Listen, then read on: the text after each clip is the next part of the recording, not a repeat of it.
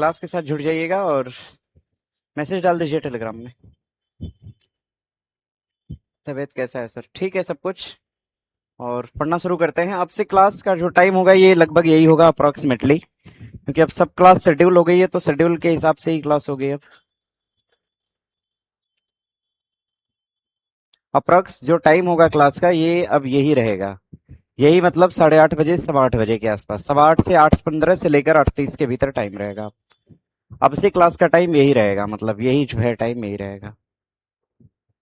ठीक है। Current affairs में बहुत ज्यादा हार्ड लैंग्वेज है पीडीएफ वाला। करंट अफेयर में कौन से करंट अफेयर में पीडीएफ वाले? हम नहीं समझ पा रहे हैं आप लोग की बात को। जैसे जो इस बार दिया गया है उसमें तो थोड़ा सा वो हार्ड था, उसको हम एक लेवल पे डिजाइन किए हुए थे। तो इस बार का पीडीएफ जो है ना वो हार्ड बन ही गया है हार्ड। ठीक है, हम प्रयास करते हैं उसको आसान करने का। इस बार का पीडीएफ हार्ड बन ही गया है ना? इस बार का जो पीडीएफ है ना वो हार्ड बन ही गया है, हार्ड बन गया है, उसमें क्या करा जाए अब। चलिए कोई बात नहीं, आइए पढ़ते हैं ना आगे। जुलाई का पीडीएफ तो कंप्लीट हो गया है। अब आगे मिलेगा जो पीडीएफ आपको बैच में, वो बैच वाला जो पीडीएफ होगा ना, ये बैच में जो पीडीएफ आपको मिलेगा आगे से, ये पीडीएफ आपको मिलेगा, क्या बोल रहे थे, हाँ, ये पीडीएफ आपको मिलेगा सितंबर का, और ये कल मिलने वाला है। सितंबर 2025 का पीडीएफ मिलेगा।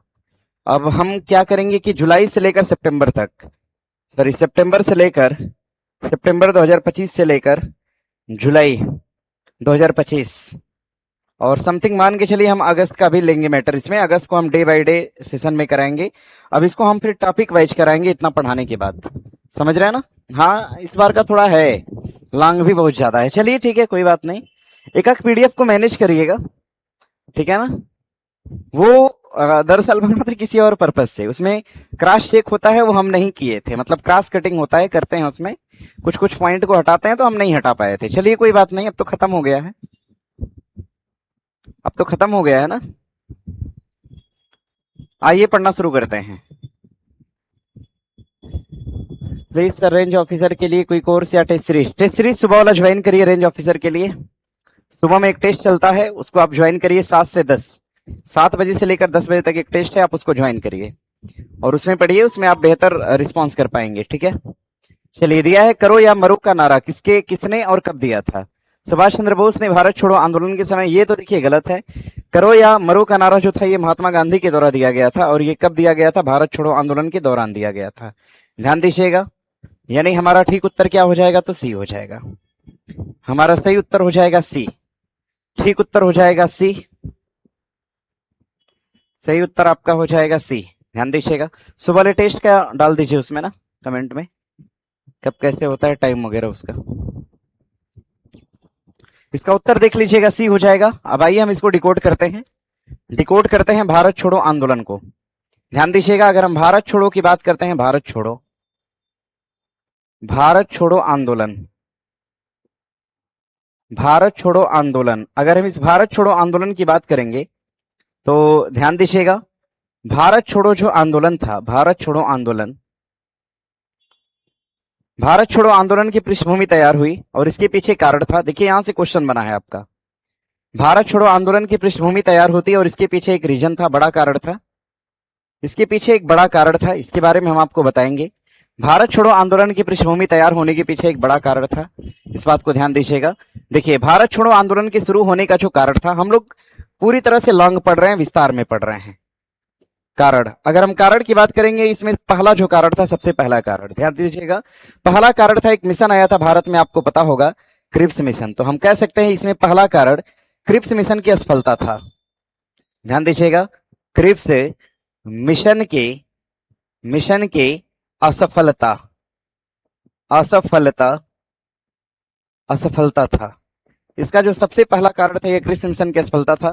क्रिप्स मिशन के असफल होने के उपरांत, ध्यान दीजिएगा, भारत छोड़ो आंदोलन की शुरुआत हुई, ऐसा आप कह सकते हैं। क्रिप्स मिशन विफल हो गया, इसको स्वीकार नहीं किया। किसने नहीं स्वीकार किया? तो ना अंग्रेज, ना इसको मुस्लिम लीग ने स्वीकार किया था, न कांग्रेस ने स्वीकार किया। ध्यान दीजिएगा, ये जो क्रिप्स मिशन था ये विफल क्यों हो गया? क्योंकि इसको अस्वीकार किया गया। इसको क्या कर दिया गया? अस्वीकार कर दिया गया, अस्वीकार। और अस्वीकार करने वालों में देखो भैया कांग्रेस भी थी और अस्वीकार करने वालों में और कौन था, तो मुस्लिम लीग भी थी। कांग्रेस और मुस्लिम लीग इन दोनों के द्वारा अस्वीकार कर दिया गया, इस बात को ध्यान दीजिएगा, इन दोनों के द्वारा अस्वीकार कर दिया गया। अब कहानी यहां से बढ़ेगी आगे बढ़ेगी। पहला कारण तो ये रहा, लेकिन अगर हम सेकंड कारण की बात करेंगे, दूसरा कारण, तो दूसरा कारण ये था कि देखिए हुआ क्या था कि लोगों में राष्ट्रव्यापी चेतना का जो है ये भाव उत्पन्न हो गया था कि हमें अपने राष्ट्र को बचाना है और अंग्रेजों को यहां से भगाना है, मतलब अंग्रेजों को बाहर भारत से खदेड़ना है। और आपको पता होगा कि फर्स्ट वर्ल्ड वार में भारतीयों ने अंग्रेजों का साथ दिया था, लेकिन जैसे ही सेकेंड वर्ल्ड वार आया इसमें भारतीय पीछे हट गए, भारत के नेताओं ने कन्विंस करने से मना कर दिया। तो आप ये कह सकते हैं कि सेकेंड वर्ल्ड वार का भी प्रभाव था इस पर, यानी द्वितीय विश्व युद्ध का प्रभाव था, सेकेंड वर्ल्ड वार का भी प्रभाव था।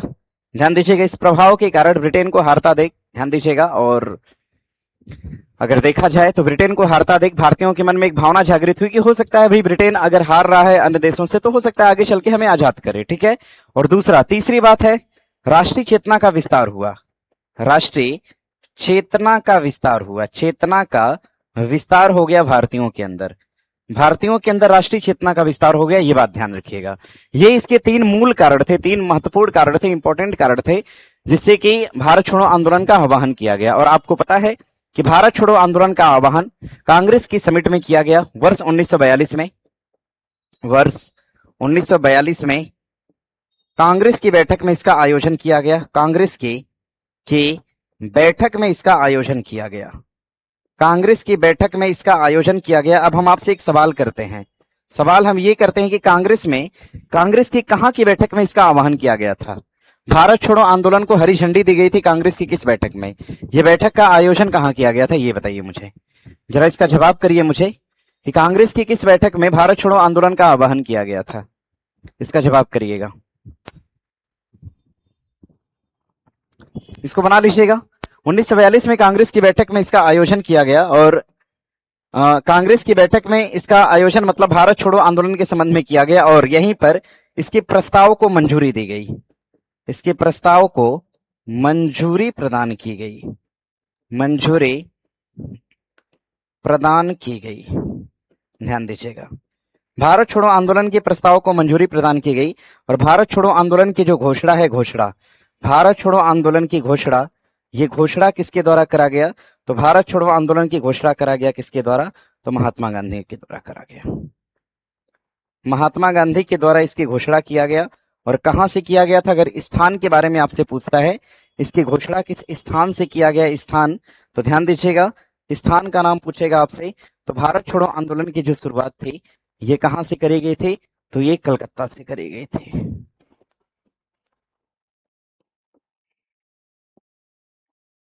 शुरू किया गया, बना लीजिएगा। अच्छा एक सेकेंड, भारत छोड़ो है ना, नहीं, ध्यान दीजिएगा, शुरुआत कहां से?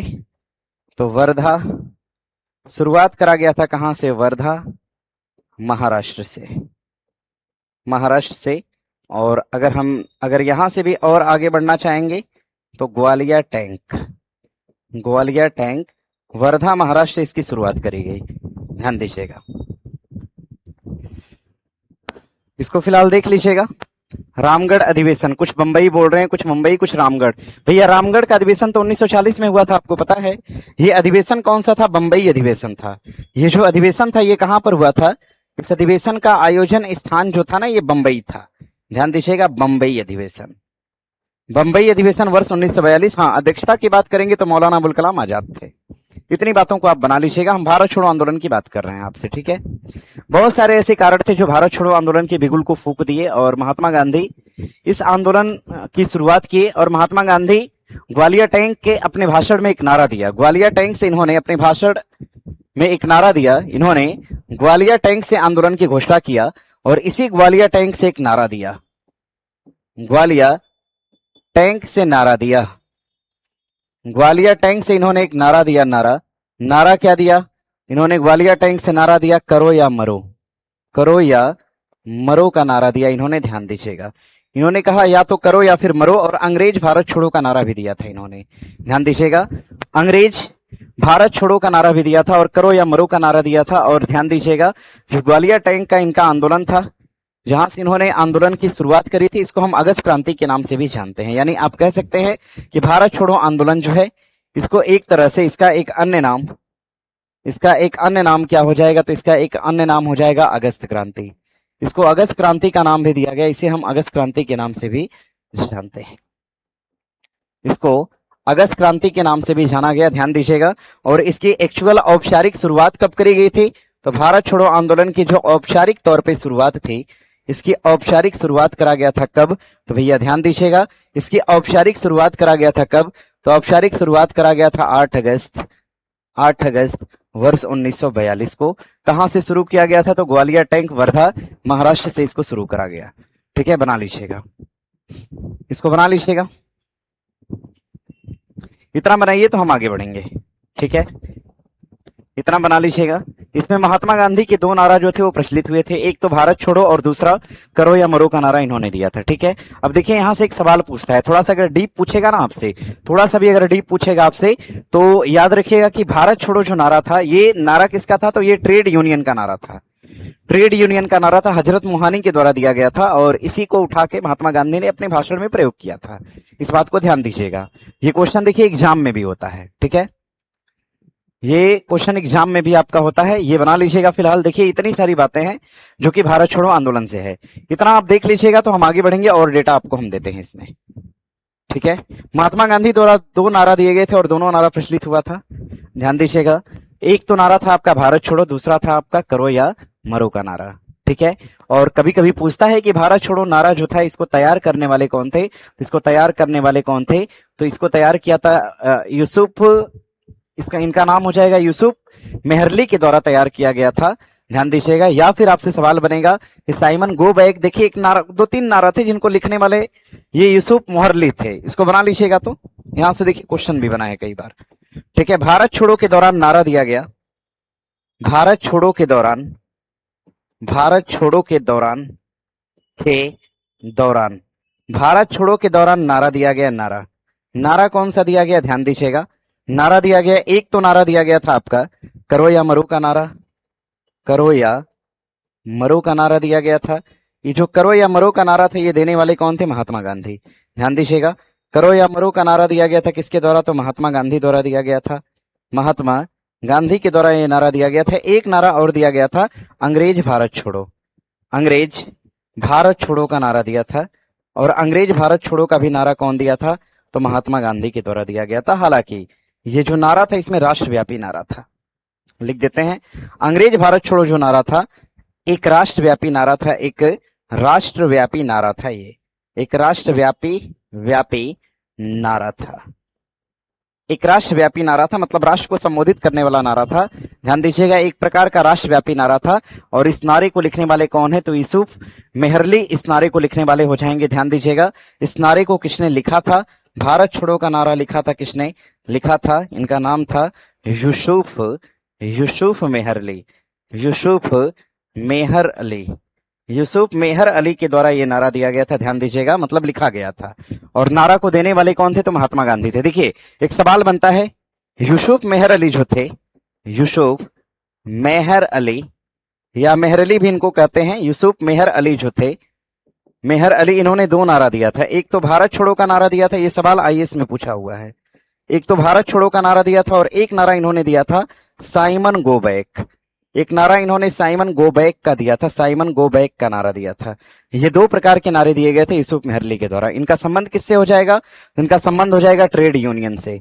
इनका संबंध किससे होगा, ये संबंधित थे, इनका संबंध हो जाएगा ट्रेड यूनियन से, ट्रेड यूनियन से संबंधित थे ये ट्रेड यूनियन से जुड़े हुए थे यूसुफ मेहरली, और इन्होंने नारा दिया भारत छोड़ो और साइमन गो बैक का।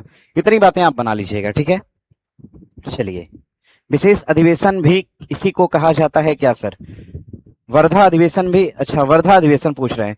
वर्धा अधिवेशन हाँ कह सकते हैं, आप कह सकते हैं, शब्दों में कहा जा सकता है। ठीक है, एक शब्दों में ये बात कही जा सकती है, इस बात को ध्यान दीजिएगा। एक शब्दों में कहा जा सकता है, परंतु हम ठोस तौर पे ये शब्द का प्रयोग हम नहीं करेंगे। ठीक है, एक शब्दों में इसको वर्धा अधिवेशन कहा जा सकता है, इसमें कोई दो राय नहीं है। ठीक है, आइए हम भारत छोड़ो पे आते हैं फिर से एक बार। आइए हम भारत छोड़ो पे आते हैं। भारत छोड़ो आंदोलन जो था, ये आंदोलन सफल हुआ। भारत छोड़ो आंदोलन जो था, भारत छोड़ो आंदोलन जो था, ये पूर्णतः आंदोलन सफल हुआ। आंदोलन सफल हुआ और आंदोलन जो था भारत छोड़ो, सवाल बनता है कि इसको कितने चरणों में चलाया गया था। भारत छोड़ो आंदोलन को कितने चरणों में चलाया गया था? तो भारत छोड़ो आंदोलन के हालांकि कई चरण थे। भारत छोड़ो आंदोलन के कई चरण थे, इसको कई चरणों में चलाया गया था, ध्यान दीजिएगा। और अगर सवाल बने एग्जैक्ट कि भारत छोड़ो आंदोलन को कितने चरणों में चलाया गया था, तो ध्यान दीजिएगा, इसे 3 चरणों में चलाया गया।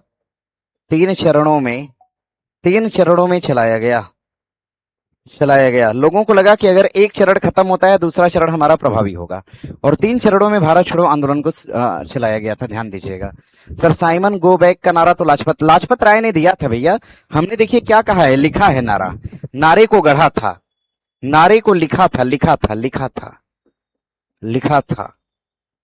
था कौन? तो मेहर अली ने, और दिया था कौन? तो लाजपत राय ने, और ये वाला नारा दिया था महात्मा गांधी ने। ठीक है, बना लीजिएगा। फिलहाल यहां आइए, भारत छोड़ो आंदोलन जो था, इसको 3 चरणों में चलाया गया। अगर हम चरणों की बात करेंगे तो इसमें जो पहला चरण था आंदोलन का, जो सबसे पहला चरण था, इसमें ध्यान दीजिएगा, पहला चरण जो था, इसमें डायरेक्ट बहिष्कार की बात की गई थी। इसमें जो पहला चरण था आपका, पहला चरण, इसमें जो सबसे पहला चरण था, पहला चरण, इस चरण में शहरी विद्रोह उत्पन्न हो गया। इस चरण में शहरी विद्रोह उत्पन्न हुआ, शहरी विद्रोह उत्पन्न हो गया इसमें। और इसी में ध्यान दीजिएगा, इसमें बहिष्कार किया गया वस्तुओं का, इसमें वस्तुओं का बहिष्कार किया गया, इसमें वस्तुओं का बहिष्कार किया गया, डायरेक्ट बहिष्कार किया गया था, बहिष्कार किया गया, डायरेक्ट इसमें वस्तुओं का बहिष्कार किया गया था। ये दोनों बातें ध्यान दीजिएगा, डायरेक्ट वस्तुओं का बहिष्कार किया गया, और शहरी विद्रोह था, शहर के क्षेत्र में शुरू हुआ था। और ध्यान दीजिएगा, और हुआ क्या, जैसे ना शहर में क्या हुआ कि लोग धरना दिए, और आपको पता है कि शहर में चीजें अलर्ट होती हैं, और तुरंत इसको दबा दिया गया। पहला जो चरण था ये तुरंत समाप्त हो गया। अगर हम देख पाएंगे इसका इंपैक्ट क्या था, तो ये चरण तुरंत समाप्त हो गया, मतलब लंबे समय तक ये नहीं चल पाया। पहला चरण जो था ये तुरंत समाप्त हो गया। देखिए यहां से क्वेश्चन बनता है, ठीक है, पहला चरण इसका तुरंत समाप्त हो गया। आगे हम बढ़ेंगे सेकंड चरण पे, आगे हम बढ़ेंगे दूसरा चरण पे, सेकंड चरण। अगर हम दूसरा चरण की बात करते हैं, दूसरा चरण, अगर हम सेकंड चरण या दूसरे चरण की बात करेंगे, तो दूसरा चरण जो था ये कुछ दूर तक चला था, मतलब कुछ समय तक दूसरा चरण जो था ये हावी था, मतलब चला था। देख पाएंगे आप, दूसरा चरण कुछ समय तक चला था, आंदोलन का दूसरा चरण। और इसमें शहरों से आंदोलन को उठाकर कहां की तरफ लाया गया, तो गांव की तरफ लाया गया। आंदोलन शहर से गांव की ओर स्थानांतरित किए गए, आंदोलन शहरों से गांवों की तरफ स्थानांतरित किया गया, गांवों की ओर स्थानांतरित किया गया। कुछ हद तक ये आंदोलन लंबा खिंचा था। तो सेकंड चरण इसका जो था कुछ हद तक सेकंड चरण जो था ये लंबा खिंचा था। ध्यान दीजिएगा, सेकंड चरण तक कुछ हद तक ये आंदोलन लंबा टिका था। और इसमें ध्यान दीजिएगा, इसमें जो था विचारों को शहरों से उठाकर गांवों तक पहुंचाया गया। और ये आंदोलन थोड़ा सा ठीक टिका था अपेक्षाकृत पहले आंदोलन के, पहले चरण के। आते हैं तीसरे चरण पे। जब इसका तीसरा चरण होता है, तीसरा चरण जो था, थर्ड नंबर का चरण हम लिख देते हैं, तीसरा चरण आंदोलन का जब तीसरा चरण हुआ, तीसरा चरण, तो ध्यान दीजिएगा, आंदोलन के तीसरे चरण के तहत इसको आंदोलन जो था, आंदोलन इसको राष्ट्रव्यापी स्तर पर, आंदोलन को राष्ट्रव्यापी स्तर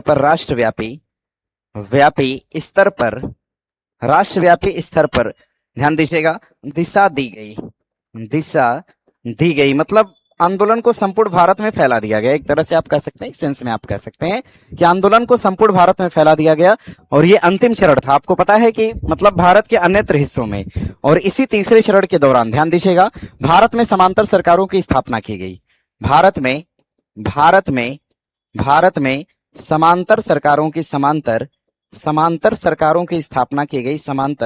सरकारों की स्थापना की गई, भारत में समांतर सरकारों की स्थापना की गई इसी तीसरे चरण में, ताकि आंदोलन को एक तरह से देखिए, जितने भी लोग नेतृत्व कर रहे थे उनको तो अंग्रेजों ने उठा के जेल में डाला, ठीक है। तो भाई अब आंदोलन अगर राष्ट्रव्यापी होगा और जगह जगह से लोग इसका नेतृत्व करेंगे तो कितने लोगों को आखिरकार उठाया जाएगा, ठीक है, कितने लोगों को आखिरकार उठाया जाएगा। तो जगह जगह से लोगों ने इसका नेतृत्व करना शुरू किया, जिसमें समांतर सरकार बनी, कई जगह तो जातीय सरकार भी बनी जिन्होंने भारत छोड़ो आंदोलन को सपोर्ट किया, ठीक है। इसी टाइम ध्यान दीजिएगा, भारत में समांतर सरकारों की व्यवस्था की गई, स्थापना की गई, और इसी समय ध्यान दीजिएगा, समांतर सरकार के साथ साथ समांतर सरकार के साथ साथ समांतर सरकारों के साथ साथ ध्यान दीजिएगा जातीय सरकार की भी स्थापना की गई, जातीय सरकार भी स्थापित किए गए, समांतर सरकारों के साथ साथ जातीय सरकार की भी स्थापना की गई इसके तीसरे चरण में, ठीक है। और सर्वाधिक जो महत्वपूर्ण चरण है ये कौन सा हो जाएगा, तो तीसरा हो जाएगा। सर्वाधिक लंबे समय तक चला और सबसे इंपॉर्टेंट अगर हम कह पाएंगे तो सबसे महत्वपूर्ण चरण जो था, सबसे महत्वपूर्ण चरण, सबसे महत्वपूर्ण चरण ये कौन सा चरण हो जाएगा, तो तीसरा चरण हो जाएगा। इस बात को ध्यान में रखिएगा। तो भारत छोड़ो आंदोलन इस प्रकार से कुल 3 चरणों में चला था, और सबसे इंपॉर्टेंट और सबसे जरूरी चरण की बात करेंगे तो ये तीसरा चरण था। तीसरे चरण में आंदोलन ने अपना स्वरूप धारण कर लिया, ठीक है। तीसरे चरण में आंदोलन ने अपना स्वरूप धारण कर लिया, अपना एक रूप धारण कर लिया, प्रॉपर एक दायरा बना लिया, ध्यान दीजिएगा, प्रॉपर एक दायरा बना लिया, एक बैरिकेड बना लिया था। और अब आंदोलन इतना राष्ट्रव्यापी स्तर पर फैल चुका था कि ये दबाए नहीं दबता था आंदोलन अंग्रेजों से। और ये भी एक कारण था कि अंग्रेज भारत छोड़कर चले गए। उन्होंने देखा कि अंतिम तौर पे आंदोलन था और लोगों ने जी जान लगा दिया था, बहुत सारे लोग इसमें भाग लिए, ठीक है। और बहुत सारे लोगों के भाग लेने के उपरांत ध्यान दीजिएगा, ये आंदोलन बहुत ज्यादा विस्तारित हुआ और इसका जो सबसे अंतिम चरण था ये तीसरा चरण बना, जो कि सबसे बड़ा चरण था। इसको हम अंतिम चरण भी कह सकते हैं, इसको हम अंतिम चरण का नाम भी दे सकते हैं। अंतिम चरण था ये जो था ये अंतिम चरण था और तीसरा चरण था, जिसमें आंदोलन और ज्यादा ब्रॉड हो गया, और ज्यादा ब्रॉड हो गया, और ज्यादा बढ़ गया, ठीक है। ध्यान दीजिएगा, आइए बढ़ते हैं।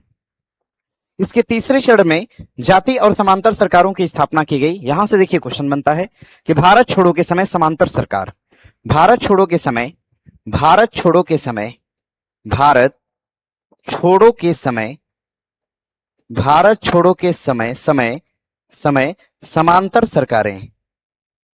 समांतर सरकारें, इसको नोट करिएगा आप लोग, तो नोट करने का विषय है ये।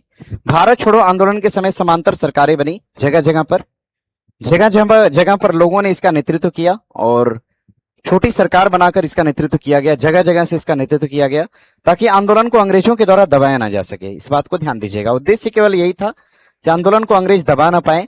जगह जगह से लोगों ने इसका नेतृत्व करना शुरू कर दिया, समांतर सरकार बनाकर इसका नेतृत्व करना शुरू कर दिया। अगर आप देख पाइएगा समांतर सरकार बनी थी, जैसे इसमें कुछ इलाकों का हम नाम लेंगे तो कुछ इलाके इसमें थे आपका समांतर सरकार में, जैसे बलिया का एक हिस्सा था और पहली समांतर सरकार यहीं पर गठित की गई थी। एक हिस्सा इसमें हो जाएगा पहला बलिया, पहली समांतर सरकार लिख लीजिएगा। पहली समांतर सरकार की स्थापना, पहली समांतर सरकार जो थी, समांतर सरकार की स्थापना ये यहीं पर करी गई थी। पहली समांतर सरकार की स्थापना यहीं पर करी गई थी बलिया के अंदर। और ध्यान दीजिएगा किसके नेतृत्व में करी गई थी, तो इसका नेतृत्व करने वाले कौन थे, तो इस सरकार का नेतृत्व करा था किसने, नेतृत्व किया, इस सरकार का नेतृत्व किया था किसने, तो चित्तू पांडे ने। चित्तू पांडे के द्वारा इस सरकार का नेतृत्व किया गया था, इस बात को ध्यान दीजिएगा। चित्तू पांडे के द्वारा इस सरकार का नेतृत्व किया गया था और पहली सरकार थी, ध्यान दीजिएगा, पहली सरकार का नेतृत्व करा गया था ये चित्तू पांडे के द्वारा। और आगे बढ़ेंगे तो तामलुक, ध्यान दीजिएगा, तामलुक एक स्थान है और ये तामलुक नामक स्थान कहां पड़ता है, तो ये बंगाल के क्षेत्र में संभवतः पड़ता है। तो तामलुक के अंदर अगर देखा जाए तो सतीश सामंत के नेतृत्व में सरकार बनी थी। अगर हम बात करेंगे सेकंड नंबर पे अगर हम बात करेंगे तो ध्यान दीजिएगा, तामलुक के अंदर, तामलुक में भी समांतर सरकार बनाई गई थी, तामलुक के अंदर सरकार बनाई गई थी। और तामलुक का जो क्षेत्र है ये संभवतः कहां पर पड़ता है, तो बंगाल के इलाके में पड़ता है। ध्यान दीजिएगा, बंगाल के इलाके में ये क्षेत्र पड़ता है। और अगर हम बात करेंगे तो ये सतीश सामंत के नेतृत्व में सरकार बनी थी। इसका नेतृत्व कौन कर रहा था, तो सतीश सामंत के द्वारा इस सरकार का गठन किया गया था, ध्यान दीजिएगा। और आगे बढ़ेंगे हम, तीसरे नंबर पे बढ़ेंगे। तीसरा हिस्सा हो जाएगा आपका, तीसरा पार्ट आपका हो जाएगा कहां पर, तो महाराष्ट्र के अंदर, ठीक है। महाराष्ट्र या फिर आप कह सकते हैं मध्य प्रदेश के हिस्से में, जिसका नाम था सतारा। जिसका नाम क्या था, सतारा। ध्यान दीजिएगा, जिसका नाम था आपका सतारा, सतारा यानी 3 ऐसे क्षेत्र थे जहां पर व्यापक तौर पे समांतर सरकारें गठित हुई और संगठित सरकार थी, जिनका नेतृत्व किया था लोगों ने, और इन्होंने बाकायदे काम भी किया। ठीक है, बाकायदे इन्होंने काम भी किया। और हम सतारा की बात करेंगे तो सतारा की समांतर सरकार का नेतृत्व करने वाले कौन थे? इनका नाम हो जाएगा नाना पाटिल। नाना पाटिल के नेतृत्व में, नाना पाटिल के नेतृत्व में गठन किया गया था इस सरकार का। यह बात ध्यान दीजिएगा, नाना पाटिल के नेतृत्व में इस सरकार का गठन किया गया था। और कुछ ऐसी सरकारें थी छोटे मोटे स्तर पर, क्षेत्रीय सरकारें थी, जो कि बिहार के क्षेत्र में भी बनाई गई थी। अगर हम बात करेंगे बिहार के क्षेत्र में तो भागलपुर और सुल्तानपुर के अंदर सरकार बनी थी राम दयालु सिंह के नेतृत्व में। छोटे स्तर पर भी सरकारें बनी थी, तो ध्यान दीजिएगा। तो छोटे स्तर पर बिहार के अंदर भी कुछ सरकारें बनी थी, उत्तर प्रदेश के अंदर भी बनी थी। जैसे बिहार के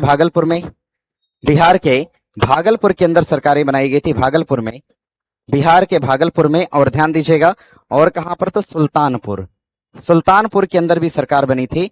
तो बिहार के भागलपुर और सुल्तानपुर में सरकार का नेतृत्व करने वाले कौन थे? तो ये राम दयालु सिंह थे।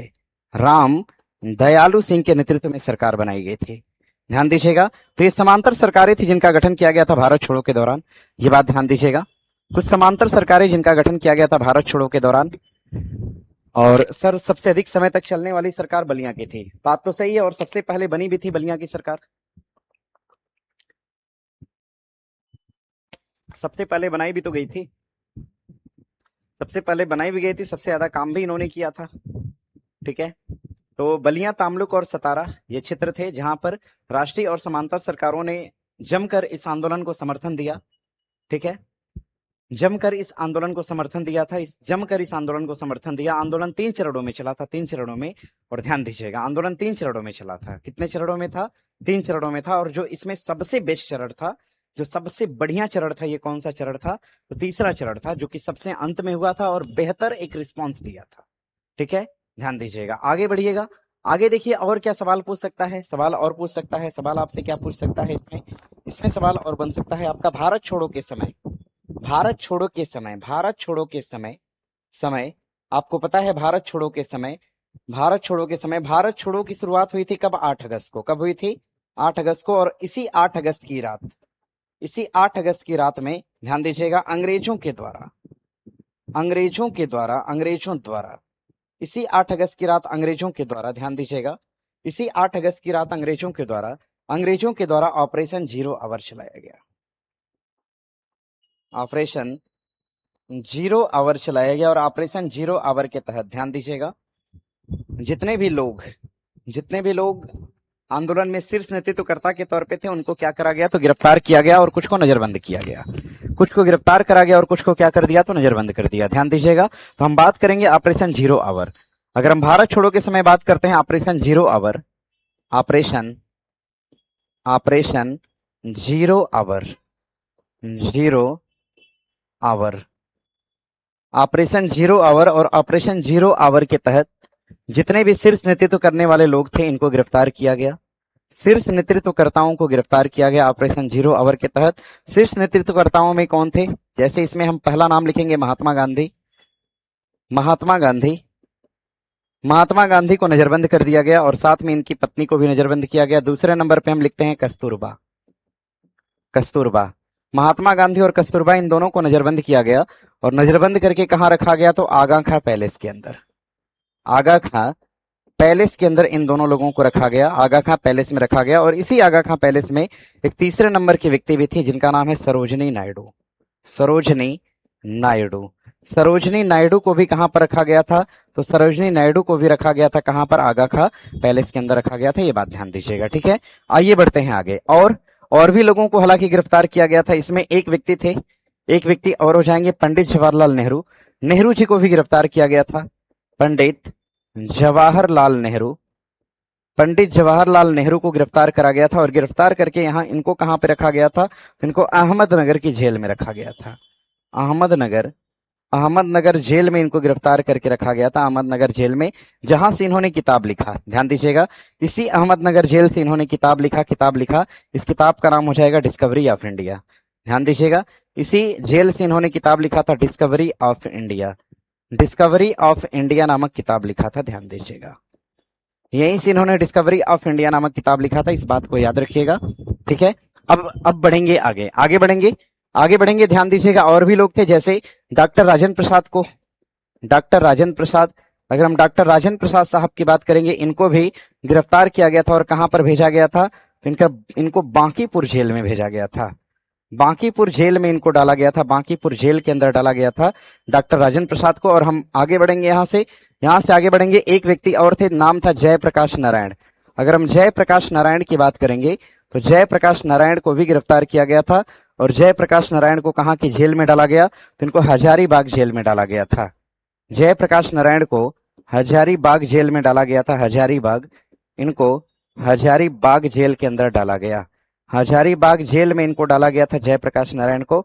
और ध्यान दीजिएगा, जेल से ये क्या हुए थे, भाग गए। जेल से ये भाग गए थे ना, भाग गए थे। और कब भागे थे, दीपावली के त्योहार के अवसर पर ये भागे थे, दीपावली पर। और जेल से भागने में मदद किसने करा था, राम वृक्ष बेनीपुरी ने करा था। इस बात को ध्यान में रखिएगा, ठीक है। तो ये कुछ बेसिक बातें हैं भारत छोड़ो आंदोलन से, जहां से क्वेश्चन बनता है। आंदोलन क्या था, तो सफल आंदोलन रहा था।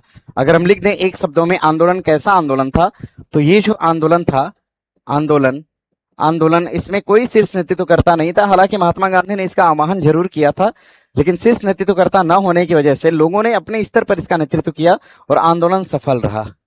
आंदोलन सफल रहा और कहीं ना कहीं इसने पृष्ठभूमि तैयार कर दिया कि अंग्रेज अब भारत छोड़कर चले जाओ, भारतीय अब जागरूक हो गए हैं, ठीक है। ध्यान दीजिएगा, देखिए ये रहा इसका पूरा डिस्कशन प्रॉपर। हमने यहां से शुरू किया था, यहां से भी नहीं, यहां से शुरू किया था, ठीक है। ये रहा आपका क्वेश्चन रहा स्लाइड नंबर 1, ये देख लीजिएगा। आगे ये देख लीजिएगा, नेक्स्ट आप ये देख लीजिएगा। यहां से बढ़ेंगे आगे, ये देख लीजिएगा।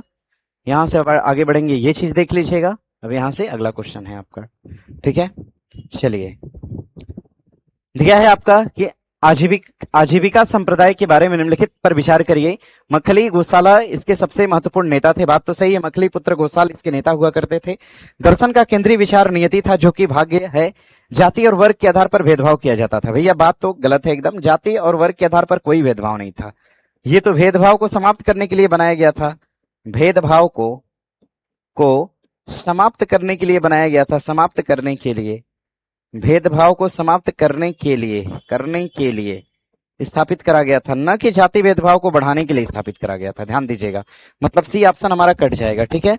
आगे दिया आजीविकों की बैठकों के लिए नियमित सभाएं होती थी। ये बात सही है, सही है, मतलब देख पाएंगे आप सही उत्तर कौन सा, तो ए, बी और डी सही है। इसको बना लीजिएगा, ए, बी और डी सही है।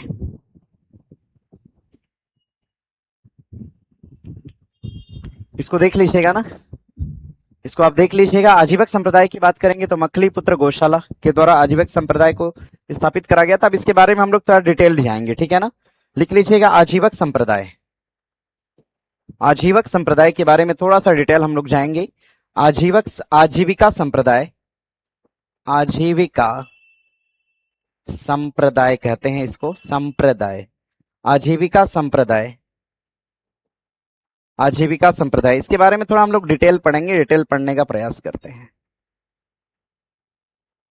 मखली गौशाला के द्वारा स्थापित किया गया था। सबसे एक जरूरी बात, पहली बात नोट करिएगा, इसको स्थापित करा गया था किसके द्वारा, तो मखली गौशाला के द्वारा स्थापित करा गया था 5वीं शताब्दी ईसा पूर्व में। लिख लीजिएगा, 5वीं शताब्दी ईसा पूर्व में, 5वीं शताब्दी ईसा पूर्व में, शताब्दी ईसा पूर्व में, 5वीं शताब्दी ईसा पूर्व में मखली पुत्र गौशाल के द्वारा स्थापित किया गया था। इसकी जो स्थापना थी, स्थापना ये किसके द्वारा करी गई थी, तो मखली पुत्र गौशाल के द्वारा, मखली पुत्र गौशाला के द्वारा इसकी स्थापना करी गई थी, इसको स्थापित करा गया था। ध्यान दीजिएगा, मखली पुत्र गौशाल के द्वारा इसको स्थापित करा गया था, ये बात ध्यान दीजिएगा, ठीक है। मखली पुत्र गौशाल ने इसको स्थापित करा था। और अगर देखा जाए तो यह जो धर्म था ये बुद्ध और महावीर के समकालीन था, एक तरह से अगर देखा जाए, ठीक है। ये जो धर्म था ये किसके समकालीन था, ये जो मखली पुत्र गौशाल थे ये समकालीन हुआ करते थे, या ये पूरा धर्म ही समकालीन था।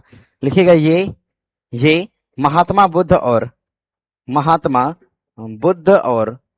बुद्ध और महावीर के समकालीन थे, महावीर के समकालीन थे। देखिए यहां से क्वेश्चन बनता है इसलिए क्योंकि ये बिहार से जुड़ा हुआ था, ठीक है। ये जो धर्म था, ये धर्म या फिर मखली पुत्र गौशाल जो थे, ये ध्यान दीजिएगा, ये एक तरह से देखा जाए तो ये महात्मा बुद्ध के और महावीर स्वामी के समकालीन थे, मतलब बौद्ध और जैन ये दोनों धर्मों में एक तरह से सिमिलर था, मतलब उनके समकालीन हुआ करता था। ठीक है, तो अगर हम देख पाएंगे इसमें, देख पाएंगे तो आजीवक संप्रदाय, आजीवक संप्रदाय का जो प्रमाण है, ये बिहार के सेंस में अगर हम बात करेंगे तो आजीवक संप्रदाय का एकमात्र प्रमाण जो है, एकमात्र प्रमाण, इसका एकमात्र प्रमाण प्रमाण की अगर हम बात करेंगे बिहार में, बिहार में बिहार में गया में अवस्थित है, गया में अवस्थित है। इसका एकमात्र प्रमाण की अगर हम बात करेंगे, बिहार के गया में अवस्थित है, इसका एकमात्र प्रमाण जो है ये कहां देखने को मिलता है, तो बिहार के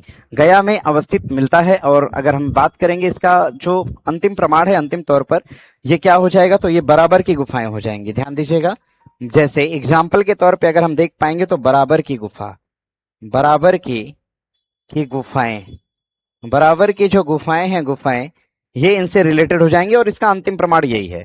आजीवक संप्रदाय की अगर हम बात करते हैं तो इसका अनुयायी जो था, अनुयायी अगर हम देख पाएंगे आजीवक संप्रदाय को मानने वाला कौन था, तो आपने एक नाम सुना होगा, बिंदुसार।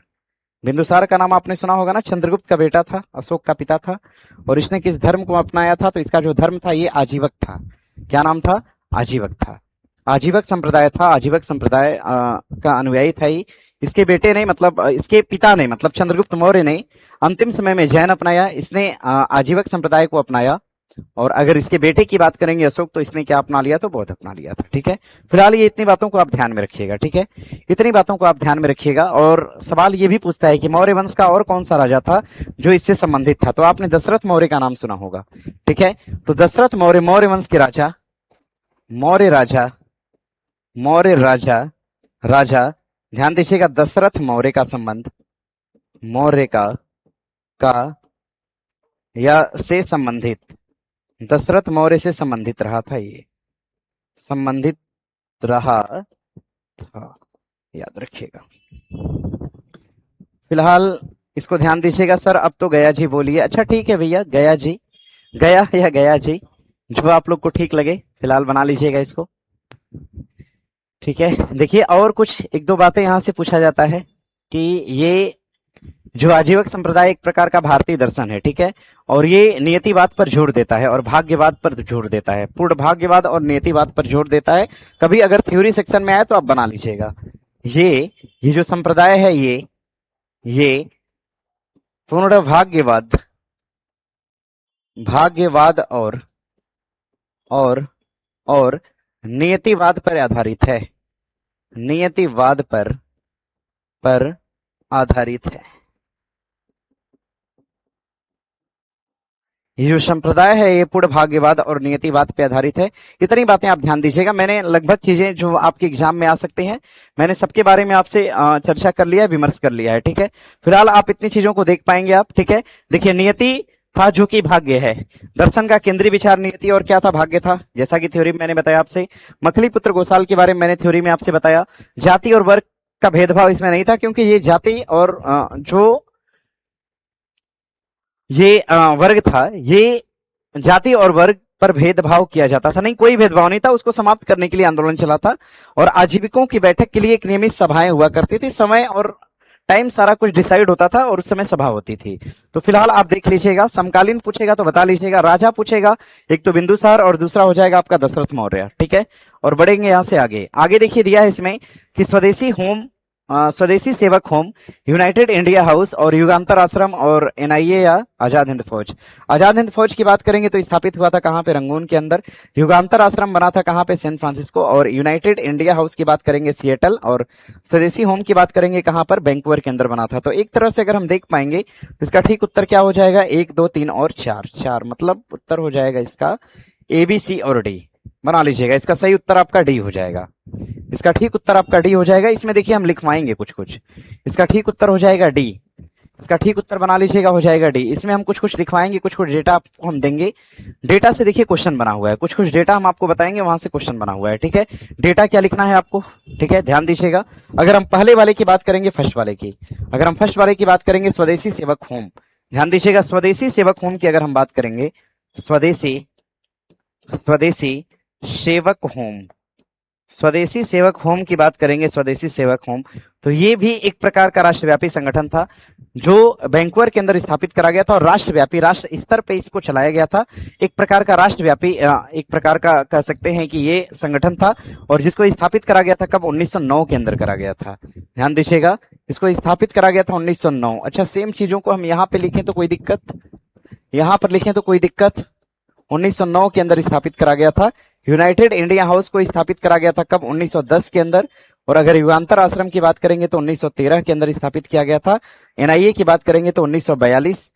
और इसका औपचारिक जो गठन था, औपचारिक गठन देखो आराम से हो गया यहाँ पर, इसका जो औपचारिक गठन करा गया था, गठन ये कब करा गया था, 1943 में करा गया था। ठीक है, बना लीजिएगा, इसको बना लीजिएगा। ये सारा डेटा मैंने दे दिया है आपको, सारा डेटा मतलब ओवरऑल डेटा दे दिया है मैंने। ठीक है, ओवरऑल डेटा हमने दे दिया है और बढ़ेंगे यहां से आगे। फिलहाल इसको देखिएगा और यहां से बढ़ते हैं आगे। अगर हम बढ़ेंगे आगे, आगे देखिए प्रश्न दिया है आपका कि मुस्लिम लीग ने प्रत्यक्ष कार्यवाही दिवस कब मनाया था। अच्छा, इसमें क्या करें, संगठन के बारे में बता दें आप लोग को, कुछ संगठन के बारे में बता दें, जानकारी चाहेंगे आप लोग कुछ संगठन, जैसे जो जरूरी संगठन हो सकते थे, इंपॉर्टेंट कुछ 8-10 संगठन के बारे में जानना चाहेंगे? नहीं सर, जहानाबाद में है ना सर, क्या बराबर की गुफाएं? हाँ, वही इलाका है अप्रोक्सीमेटली, तो ऐसा तो नहीं कि गुफा एक ही जगह पे स्थित है। केंद्र आप जहानाबाद बोल सकते हैं, बाकी इसका विस्तार मतलब काफी दूर तक है। ठीक है, बना लीजिएगा इतनी बातों को, दिमाग दौड़ाते हैं खाली। आइए बढ़ते हैं आगे, आगे बढ़ेंगे। देखिए दिया है आपका, मुस्लिम लीग ने प्रत्यक्ष कार्यवाही दिवस कब मनाया था? 14 अगस्त 1946 को मनाया था, 15 अगस्त 1947 को मनाया था, या 16 अगस्त 1946 को मनाया था? ध्यान दीजिएगा, प्रत्यक्ष कार्यवाही दिवस की अगर हम बात करते हैं तो ये मनाया गया था कब, 16 अगस्त वर्ष 1946 को मनाया गया था। और ये किसके द्वारा मनाया गया था? मुस्लिम लीग के द्वारा मनाया गया था। मुस्लिम लीग के बारे में मैंने आपको मेंशन करवाया है कि नहीं, ये बताइए मुझे। मुस्लिम लीग के बारे में मैंने जानकारी आपको दिया है कि नहीं, कंप्लीट जानकारी। प्रत्यक्ष कार्यवाही दिवस मनाया था 16 अगस्त 1946 को, और कौन मनाया था? मुस्लिम लीग ने मनाया था। ध्यान दीजिएगा, और बहुत सारे ऐसे दिवस हैं, जैसे हम लिख देते हैं, एक दिवस था आपका मुक्ति दिवस, मुक्ति दिवस था। इस मुक्ति दिवस को भी मनाया गया था कब? वर्ष 1939 में, जब कांग्रेस ने अपनी कार्यकारिणी से इस्तीफा दिया। मुक्ति दिवस मनाने का कारण क्या था? कारण, इसके पीछे कारण क्या था? कांग्रेस का अपनी कार्यकारिणी से इस्तीफा, कांग्रेस का कार्यकारिणी से इस्तीफा था, कांग्रेस का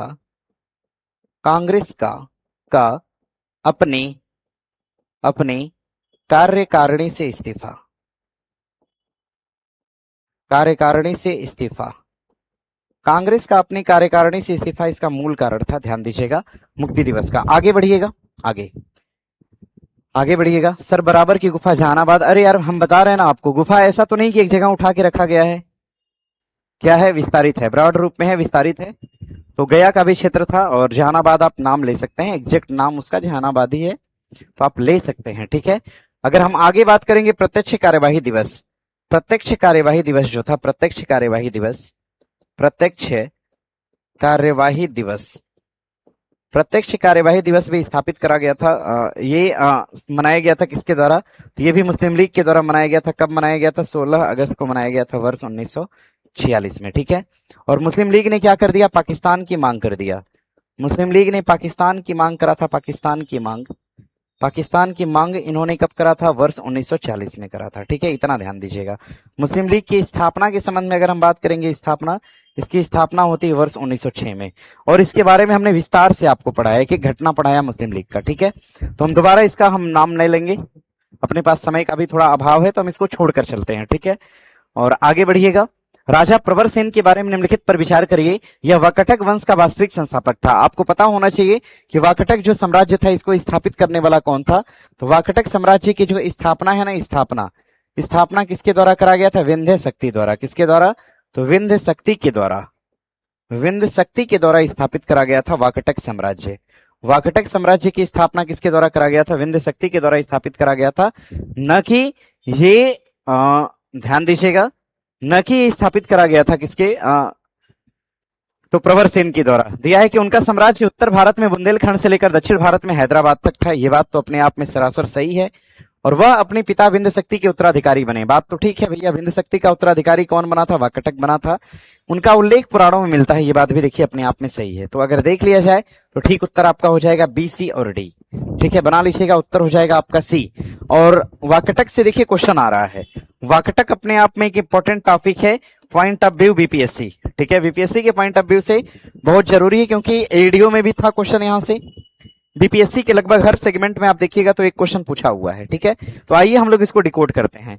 वाकटक साम्राज्य की अगर हम बात करेंगे, वाकटक वंश की बात करेंगे, तो ध्यान दीजिएगा, वाकाटक वंश, वाकाटक वंश हो गया, वहाबी आंदोलन हो गया, इन सब के बारे में बहुत पूछता है।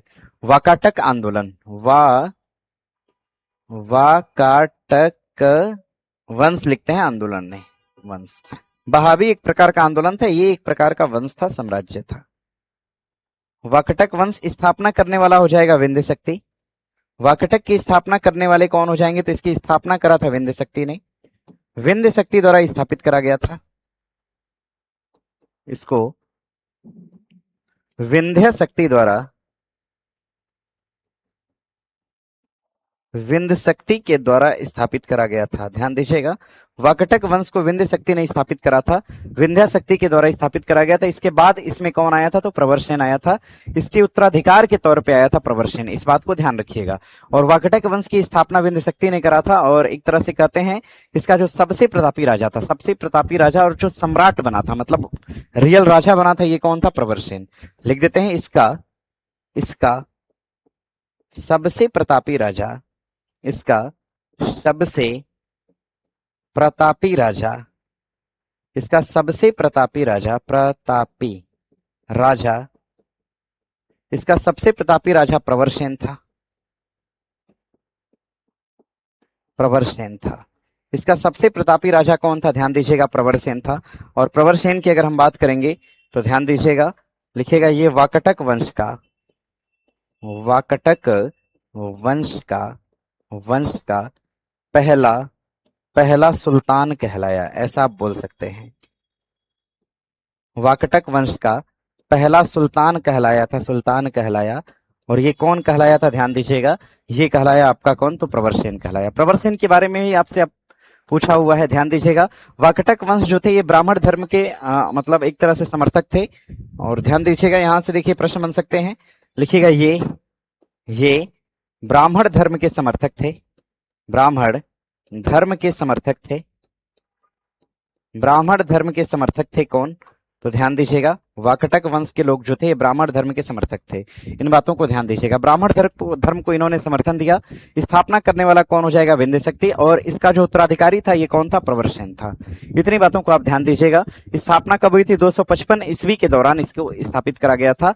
255 ईस्वी ध्यान दीजिएगा के दौरान वाकटक वंश को स्थापित करा गया था, इस बात को ध्यान दीजिएगा। ठीक है, और अगर सवाल पूछता है, कभी कभी सवाल पूछता है कि वाकटक वंश के स्थापना का श्रेय, मतलब एक तरह से जानकारी हमें किस लिपि के माध्यम से मिलता है, तो ब्राह्मी लिपि। ब्राह्मी लिपियों को अगर आप पढ़ेंगे तो इसमें इसकी चर्चा करी गई है। इसकी जानकारी का जो स्रोत है, जानकारी का जो स्रोत है वाकटक वंश के, तो वाकटक वंश के जानकारी का जो स्रोत है ये ब्राह्मी लिपि हो जाएगा। ध्यान दीजिएगा, ब्राह्मी लिपि इसकी जानकारी का स्रोत है। वाकटक वंशों की जानकारी का स्रोत कौन सा हो जाएगा, तो ब्राह्मी लिपि इसकी जानकारी का स्रोत है, इस बात को ध्यान दीजिएगा। दक्कन के क्षेत्र में ध्यान दीजिएगा, इसका जो साम्राज्य था, पूरी तरह से जो साम्राज्य था, ये अगर देख पाएंगे आप तो मालवा, गुजरात, बुंदेलखंड और हैदराबाद के क्षेत्र में पूरी तरह से विस्तारित था। लिख लीजिएगा, इसका जो विस्तार था, विस्तार की अगर हम बात करेंगे तो विस्तार इसका कहां पर, बुंदेलखंड में इसका विस्तार था, बुंदेलखंड इसका विस्तार कहां पे था, बुंदेलखंड में। और सेकंड नंबर की अगर हम बात करेंगे, हैदराबाद में इसका विस्तार था, हैदराबाद में। और कहां विस्तार था भैया, तीसरा कर्नाटक तक भी इसका विस्तार था, कर्नाटक में। और चौथे नंबर पे इसके विस्तार की बात करेंगे कहां पर था, तो गुजरात तक था। मतलब अगर देखा जाए तो ओवरऑल बुंदेलखंड मतलब उत्तर भारत का जो दक्षिणी हिस्सा है, एक तरह से उत्तर प्रदेश के दक्षिणी हिस्सा से लेकर पूरा ओवरऑल नीचे तक, ध्यान दीजिएगा, पूरा ओवरऑल नीचे तक, ध्यान दीजिएगा, नीचे तक इसका विस्तार था, इस बात को ध्यान दीजिएगा। ठीक है, चलिए बढ़ेंगे आगे। कभी कभी पूछता है कि वाकटक वंश का विस्तार दक्षिण में किस नदी तक था, ध्यान दीजिएगा। तो हमने अंतिम तौर पे क्या लिखा है, तो कर्नाटक लिखा है। कभी कभी पूछता है इसका विस्तार दक्षिण में किस नदी तक था, तो इसका विस्तार जो है, इसका विस्तार दक्षिण में दक्षिण में तुंगभद्रा नदी तक था, तुंगभद्रा नदी तक था, नदी तक था। इसका विस्तार दक्षिण में कहां तक, तो ध्यान दीजिएगा इसका विस्तार जो था दक्षिण में तुंगभद्रा नदी तक इसका विस्तार था। और यहां से देखिए सवाल कई बार पूछा गया है, कई बार आपसे इसके बारे में सवाल पूछा है। ब्राह्मण थे, ब्राह्मण को सपोर्ट करते थे। पहला राजा इसमें बिंदुशक्ति था, सेकंड राजा बन के आया कौन, तो प्रवरसेन बन के आया। और सबसे प्रतापी राजा की बात करेगा तो कौन हो जाएगा, प्रवरसेन। हाँ, बिंदुशक्ति का उत्तराधिकारी पूछेगा तो भी कौन हो जाएगा, तो ध्यान दीजिएगा प्रवरसेन हो जाएगा। इस बात को याद रखिएगा, ठीक है। अब यहां से जो जो बात बन सकते थे लगभग हमने बता दिया, ठीक है। ब्राह्मण धर्म के समर्थक थे, ये क्वेश्चन कई बार पूछा गया है, कई बार इसका जिक्र करा गया है, कई बार इसका जिक्र करा गया है, ठीक है, याद रखिएगा। अब देखिए इसको उतार लीजिएगा, इसको उतार लीजिएगा। जो बातें यहां से हो सकती थी मैंने बता दिया है आपको, ठीक है। जो बातें यहां से हो सकती थी मैंने बता दिया है, बस आप ध्यान दीजिएगा विंध्य शक्ति। और हाँ, एक सवाल और भी पूछता है कि इन राजाओं का वर्णन कहां पे है, तो देखिए इस क्वेश्चन में दिया है कि इन राजाओं का वर्णन हमें कहां पर मिलता है, तो पुराणों में इसका उल्लेख मिलता है, ठीक है। पुराणों में ध्यान दीजिएगा विंध्य शक्ति को विंध्याक भी कहा गया था। ध्यान दीजिएगा पुराणों में ये जो वंश है ना, वंश जो विंध्य शक्ति ने स्थापित किया था, इसको हम विंध्याक वंश भी कहते हैं। इसको विंध्याक वंश के नाम से भी जाना गया, देखिए हर टर्म नया है ना, इसको लिखने का प्रयास करिएगा। जो लोग छोड़ देते हैं वही हम लोग पढ़ रहे हैं, ठीक है। अंतिम समय में देखिए यही करना होता है, जो लोगों ने छोड़ा हुआ है आप उनको पढ़ते हैं। पुराणों में इनका उल्लेख करा गया है और विंध्याक के नाम से इनका उल्लेख करा गया है, इस बात को ध्यान दीजिएगा, ठीक है। और कहां पर इसका वर्णन है, और ध्यान दीजिएगा और भी इसका वर्णन करा गया है, और भी इसका वर्णन करा गया है। कहां पर करा गया, अजंता की गुफाओं में इसका वर्णन किया गया है। इसका वर्णन अजंता की गुफाओं में भी इसका वर्णन करा गया है। ध्यान दीजिएगा अजंता की गुफाओं में भी इसका वर्णन करा गया है। इतनी बातें याद रखिएगा, फिलहाल नोट कर लीजिएगा, इसमें और ज्यादा हम नहीं जाएंगे। हाँ, एक सवाल बार बार पूछता है किसने 4 अश्वमेध यज्ञ कराए थे, ठीक है। और बहुत जरूरी सवाल है, आईएएस ने इसको 2 बार पूछा है। आईएएस में ये क्वेश्चन 2 बार पूछा है, सेम इस तरह का क्वेश्चन आईएएस में 2 बार पूछा हुआ है, ठीक है। बताइए जरा, वाजपेयी और जो अश्वमेध वजीमेध यज्ञ होता है, ये दोनों इसी के टाइम हुआ था। और अगर हम बात करेंगे 4 अश्वमेध यज्ञ का आयोजन कराया गया था किस वंश के द्वारा, तो ये भी वाकटक वंश थे। नाम क्या हो जाएगा, तो वाकटक हो जाएगा, वाकटक वंश थे, ठीक है ना। ध्यान दीजिएगा वाकटक वंश, ध्यान दीजिएगा। हम कहां पे लिखें, यहां पे लिख देते हैं, लिखिएगा, लिखिए 4 अश्वमेध यज्ञ का आयोजन कराया गया था। 4 अश्वमेध यज्ञ का आयोजन कराया गया, यज्ञ का आयोजन कराया गया था। आयोजन ये भी किसके टाइम कराया गया था, वाकटक के टाइम कराया गया था, ये बात ध्यान रखिएगा, ठीक है। अब यहां से बढ़ेंगे आगे। पुष्यमित्र शुंग, 2 अश्वमेध यज्ञ का आयोजन कराया था पुष्यमित्र शुंग ने। हम वाकटक वंश की बात कर रहे हैं, वाकटक ने कितना कराया था, तो 4 कराया था, 4 कराया था। और प्रवरसेन से देखो एक क्वेश्चन पूछता है, एकमात्र राजा थे जिन्होंने सम्राट की उपाधि धारण किया था। अभी हमने पीछे बताया कि सुल्तान या सम्राट बने थे। जो प्रवरसेन थे ना, प्रवरसेन से क्वेश्चन ज्यादा आता है। प्रवरसेन ये पहला नंबर के थे, प्रवरसेन दूसरा भी था इसमें, याद रखना, ध्यान देना इस बात को। प्रवरसेन द्वारा शाही उपाधि धारण की गई, शाही उपाधि धारण की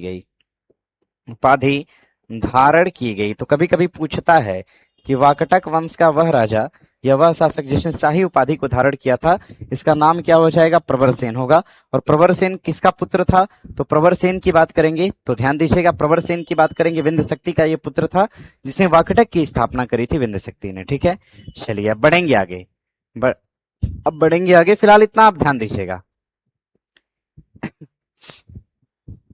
इतना आप ध्यान दीजिएगा। बहुत सारी बातें हालांकि हैं, लेकिन इतनी बातें अगर आपको पता है तो आप एग्जाम में इजीली कुछ ना कुछ कर पाएंगे, कुछ बेहतर कर पाएंगे, ठीक है।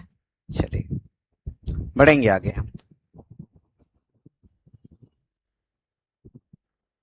देख लीजिएगा, ये रहा क्वेश्चन, यहां से ये रहा डिस्कशन, ये रहा इसका क्वेश्चन, इसका रहा डिस्कशन। अब बढ़ेंगे आगे। दिया है कि समाचार पत्र है और इनको वो करना है, मतलब मिलान करना है, ठीक है। मिलान करने के लिए दिया हुआ है, देखिए मिलान करिए, इसका मिलान करिए। समाचार पत्रों के बारे में आपको हम पढ़ा भी देते हैं, मिलान भी करिएगा। और समाचार पत्रों के बारे में, कुछ समाचार पत्रों के बारे में आपको हम बाकायदे पढ़ा देते हैं, मतलब पढ़ा देते हैं पूरा, ठीक है। इनका मिलान करिएगा। देखिए दिया है आपका फ्री हिंदुस्तान, फ्री हिंदुस्तान की अगर हम बात करेंगे, फ्री हिंदुस्तान, तो फ्री हिंदुस्तान जो था ये तारकनाथ दास के द्वारा लिखा गया था। मतलब पेन मेरा क्या हो गया भाई। तारकनाथ दास के द्वारा लिखा गया था। और इंडियन ओपिनियन की रचना करने वाले कौन थे? Mahatma Gandhi. Voice of India लिखने वाले दादा बनर्जी थे। और बंगाली नामक पत्रिका को निकालने वाले कौन थे? एस एन बनर्जी थे। तो अगर आप देख पाएंगे तो ठीक उत्तर आपका हो जाएगा डी ए बी सी। कहां दिया है? डी ए बी और सी बना लीजिएगा। इसका ठीक उत्तर हो जाएगा बी। पीडीएफ लगाए निकाले हैं आप लोग तो इस पे उत्तर लगा लीजिएगा। हाँ, अब हम बात करेंगे पत्र और पत्रिकाएं। पत्र और पत्रिकाएं। पत्र और पत्रिकाओं के बारे में हम बात करेंगे। और आधुनिक भारत, आधुनिक भारत के दौरान छपी पत्र और पत्रिकाएं। आइए इस पर हम विस्तृत चर्चा करेंगे आज आपसे और बेहतर विश्लेषण करेंगे हम लोग। पत्र पत्रिकाएं, आधुनिक भारत। आधुनिक भारत के संबंध में जो भी पत्र और पत्रिकाएं हैं इनके बारे में हम लोग चर्चा करेंगे। देखिए, अगर हम बात करेंगे सबसे पहले शुरू करते हैं। सबसे पहला हम शुरू करेंगे कहां से? तो सबसे पहले हम शुरू करते हैं हम कहां से? तो बंगाल गजट से शुरू करते हैं। ठीक है, पहले स्थापित करा गया था 1780 में स्थापित करा गया था बंगाल गजट। और ये जेम्स हिक्की के द्वारा स्थापित करा गया था। भारत और एशिया का पहला समाचार पत्र था, इसीलिए हम इसको पहले पढ़ेंगे। ठीक है, तो सबसे पहले नंबर पे लिखिएगा बंगाल गजट। सबसे पहले नंबर पे नोट करिएगा पहला, सबसे पहला जो नोट करेंगे आप बंगाल गजट। पहला लिखिएगा बंगाल गजट। बंगाल गजट सबसे पहला हो जाएगा बंगाल गजट। स्थापित करा गया था कब? 1780 के दौरान स्थापित करा गया था। 1780 में इसकी स्थापना करी गई थी बंगाल गजट की। और बंगाल गजट की स्थापना करने वाले कौन थे? James Augustus Hickey. James Augustus Hickey के द्वारा यह स्थापित करा गया था। जेम्स ऑगस्टस हिक्की के द्वारा स्थापित करा गया था। एशिया और भारत का पहला समाचार पत्र था। एशिया और भारत का पहला समाचार पत्र। भारत का पहला समाचार पत्र। एशिया और भारत का ये पहला समाचार पत्र था जिसको हम बंगाल गजट का नाम देते हैं। इस बात को ध्यान दीजिएगा। ठीक है, एशिया और भारत का पहला समाचार पत्र था जिसको हम बंगाल गजट का नाम देते हैं।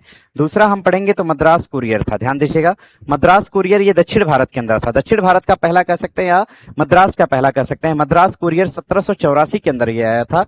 मद्रास कुरियर सेकंड नंबर पे आइएगा। सेकंड हो जाएगा आपका मद्रास कुरियर। मद्रास कुरियर। अगर हम मद्रास कुरियर की बात करेंगे तो इसका प्रकाशन कहां से हुआ था? तो मद्रास से ही हुआ था। मद्रास से हुआ था इसका प्रकाशन। और ये मद्रास का पहला समाचार पत्र था या दक्षिण भारत का पहला। ध्यान दीजिएगा, दक्षिण भारत का पहला समाचार पत्र ऐसा कह सकते हैं इसको, इसीलिए मैंने इसको मेंशन कर दिया है। और ये क्वेश्चन एग्जाम में आया हुआ है। दक्षिण भारत का पहला समाचार पत्र एग्जाम में आया है, पेपर में आया है। ठीक है सर, भाषा में था सर, किस भाषा में था इसको लिख दीजिएगा। अच्छा लिख देंगे, फिलहाल आप इतना लिखिए ना, फिलहाल आप इतना नोट कर लीजिएगा। आगे बढ़िएगा, इंडिया गजट के बारे में है। इंडिया गजट आया था, बॉम्बे हेराल्ड आया था। ठीक है, बॉम्बे हेराल्ड के बारे में कई बार आपसे पूछता है। 1789 के अंदर आया था बॉम्बे हेराल्ड, लिख लीजिएगा। आगे बढ़िएगा, हम किस नंबर पे आ जाते हैं? तीसरा नंबर पे। तीसरा नंबर पे लिखिएगा आप Bombay Herald. Bombay Herald. Bombay Herald एक समाचार पत्र था और ये बंबई से छपा था। बॉम्बे हेराल्ड। बॉम्बे हेराल्ड एक समाचार पत्र था और इसका प्रकाशन करा गया था बंबई से। और प्रकाशन कब किया गया था सवाल बनेगा, तो 1789 में इसका प्रकाशन किया गया था। बॉम्बे हेराल्ड 1700 कब? तो 89, 1789 में इसका प्रकाशन किया गया था। ये बात ध्यान दीजिएगा।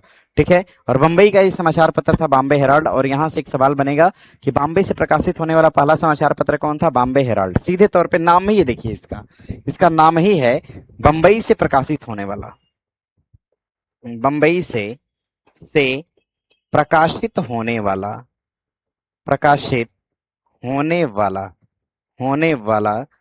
पहला समाचार पत्र। पहला समाचार पत्र ये कौन सा हो जाएगा? तो बॉम्बे हेराल्ड होगा।